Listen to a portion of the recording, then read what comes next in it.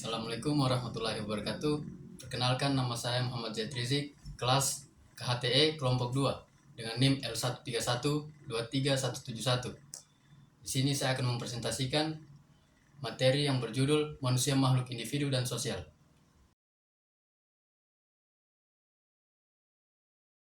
Pengertian manusia sebagai makhluk individu.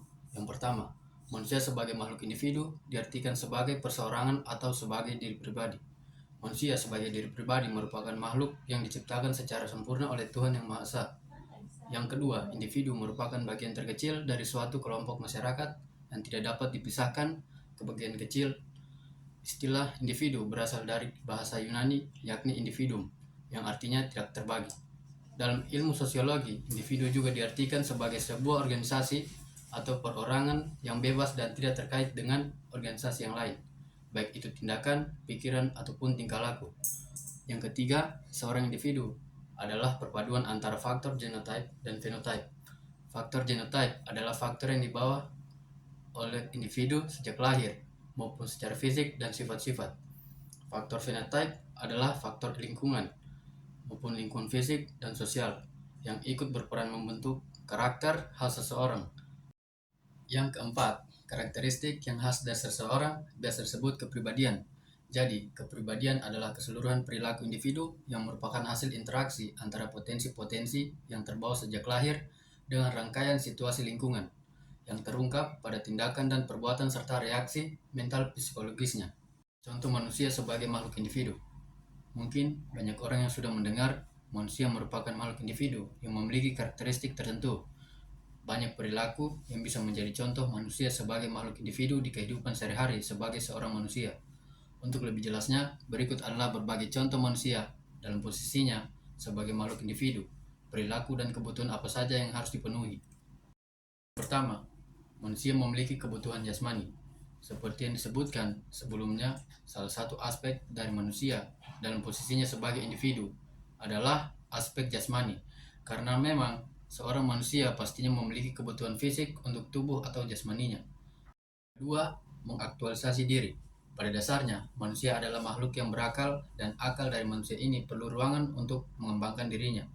Manusia secara alami ingin meningkatkan kemampuannya lewat proses aktualisasi diri. Dengan begitu, dapat memaksimalkan potensi dari manusia.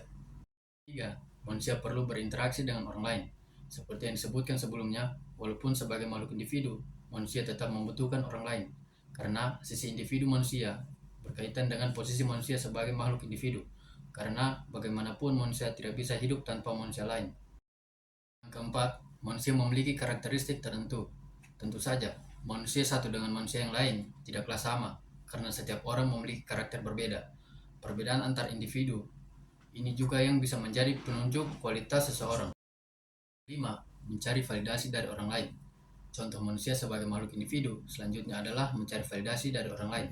Tingkat kebutuhan ini tidak sama pada setiap orang, namun pada individu tertentu tingkat validasi dari orang lain sangatlah penting untuk aktualisasi dirinya, karena manusia membutuhkan validasi untuk kemampuannya, jabatannya, bahkan sampai fisiknya. Yang keenam, selalu berusaha mencapai kesejahteraan hidup. Dengan menggunakan akal dan potensi dalam dirinya, manusia akan berusaha untuk mencapai tingkat kesejahteraan tertentu dalam hidup. Hal ini penting bukan hanya sekedar karena kebutuhan, namun juga tuntutan zaman dalam memenuhi kebutuhan sehari-hari. Ketujuh, berusaha memenuhi hak dasar hidup. Hak dasar hidup sebagai manusia seperti kebebasan mengembangkan diri. Kebebasan dalam memilih adalah hal yang esensial dalam menjadi individu. Karena itu, setiap individu akan berusaha memenuhi hal dasar ini. Dan yang kedelapan, memiliki hubungan dengan manusia lain. Tidak hanya sekedar interaksi. Interaksi tersebut diwujudkan dalam hubungan tertentu bersama manusia lain.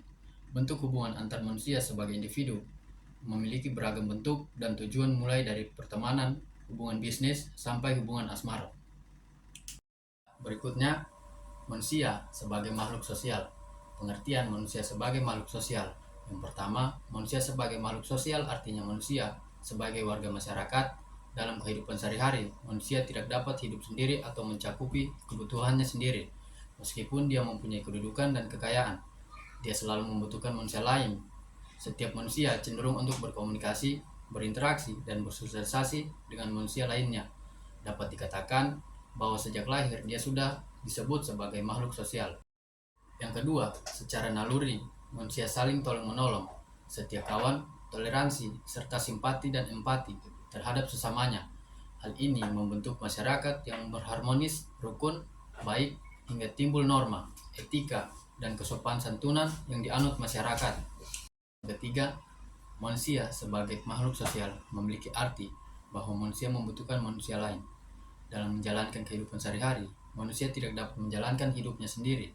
Bahkan dalam memenuhi kebutuhannya, manusia memerlukan manusia lain untuk membantunya. Hal ini berlaku untuk semua manusia.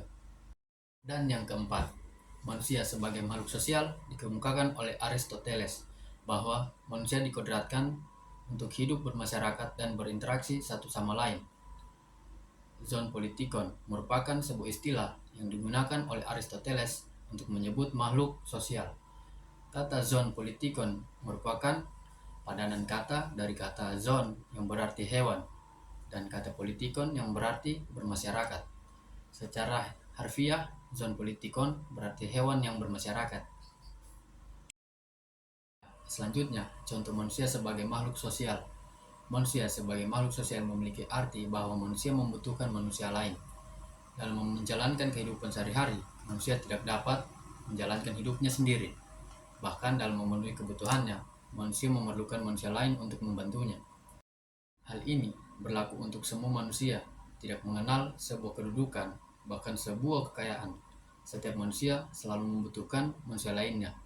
Setiap manusia dalam bermasyarakat pasti melakukan komunikasi, sosialisasi, dan juga interaksi dengan masyarakat lainnya.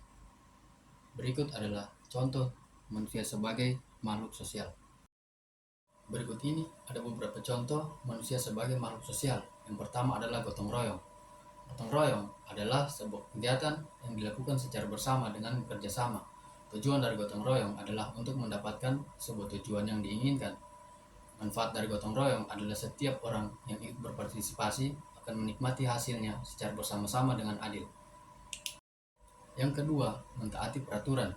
Dalam sebuah tempat atau sebuah kelompok masyarakat, pasti ada peraturan yang tertanam. Contohnya seperti peraturan penutupan gerbang atau portal di atas jam 22.00 waktu Indonesia Barat. Contohnya, sampai jam 04.00 waktu Indonesia Barat. Hal itu mengharuskan masyarakat yang tinggal di daerah tersebut untuk tetap di rumah pada jam tersebut. Berikutnya yang ketiga, tegur sapa. Saling menyapa antara satu dengan yang lainnya adalah sebuah contoh dari manusia termasuk makhluk sosial. Saling tegur sapa adalah contoh interaksi yang sangat sederhana dan sangat mudah untuk dilakukan.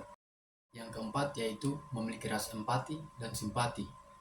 Empati dan simpati adalah sebuah perasaan yang ditunjukkan oleh orang lain yang sedang mengalami sebuah masalah atau kebutuhan-kebutuhan tertentu. Itulah tadi pokok pembahasan dari materi tersebut.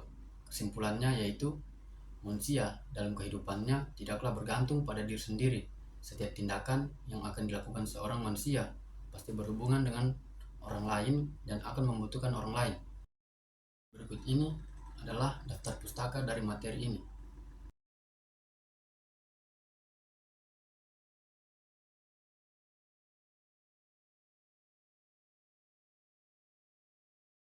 Baik, mungkin itu saja yang dapat saya sampaikan dari materi tersebut. Jika ada salah kata, mohon dimaafkan. Akhir kata, wabillahi taufiq wal hidayah. Wassalamualaikum warahmatullahi wabarakatuh. Dan terima kasih.